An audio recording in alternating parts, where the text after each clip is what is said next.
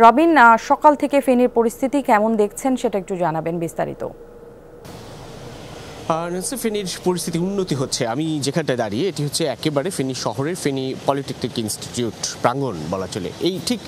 এইটুকু পানি ছিল এই দুদিন আগেও, সেখান থেকে সেই পানি নামতে নামতে এখন গোড়ালির উপর পর্যন্ত, এবং এটি একটি আশ্রয়কেন্দ্র। সেখানে আশ্রয় নিয়েছিলেন যারা আশপাশের পানিবন্দী মানুষ ছিল, জলমগ্ন মানুষ ছিল, তারা এখন অনেকটা সরে যাচ্ছেন ধীরে ধীরে।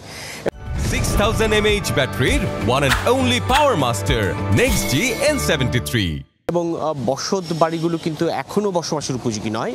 এটি আমি বলছি শহরের কথা, যেই শহরই আসলে গলার উপরে বুক অবধি কিংবা গলাবন্দি হয়ে থাকার যে বিষয়গুলো সেগুলো ছিল। এখন যেটি হয়েছে, আশপাশের বিস্তীর্ণ এলাকায় এখনও প্লাবনের শিকার হয়ে আছে। বিশেষ করে ফেনীর সোনাগাজী এবং দাগনভূঞা এলাকার বিশাল এলাকা বলা চলে এখনও পানিবন্দী অবস্থায় রয়েছে, এবং সেই পানিবন্দী মানুষগুলোর মানবেতর জীবনযাপন করছে নিঃসন্দেহে, কিন্তু তাদের কাছে আসার কোনো খবর নেই, এই অর্থে যে সেখানে কিছু কিছু এলাকায় এবং ফেনী সদর উপজেলা সহ কিছু কিছু এলাকায় পানি যাওয়ার কোনো ধরনের উপায় লক্ষ্য করা যাচ্ছে না।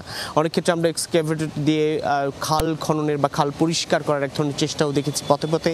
এছাড়া অন্যান্য এলাকাগুলো, বিশেষ করে ফেনীর ফুলগাজী এবং পরশুরাম, যেটি সবচাইতে বেশি ক্ষতিগ্রস্ত এলাকা, সেখান থেকে পানি নামতে শুরু করেছে। কিন্তু ওই যেটুকু বলছিলাম যে মাথার উপরে পানি কিংবা কোমর সমান পানি, সেগুলো নামতে নামতে এখনও হয়তো বা হাঁটু পর্যন্ত এসেছে, কিন্তু এখনও বসবাসের সেই উপযোগিতা তৈরি হয়নি। এবং নিচু ঘরবাড়ি যেগুলো, তাদের তো একেবারে ঘরে বসবাস করার, অর্থাৎ লেপ তোষক থেকে শুরু করে কাঁথা বালিশ থেকে শুরু করে সবকিছু আসলে ভিজে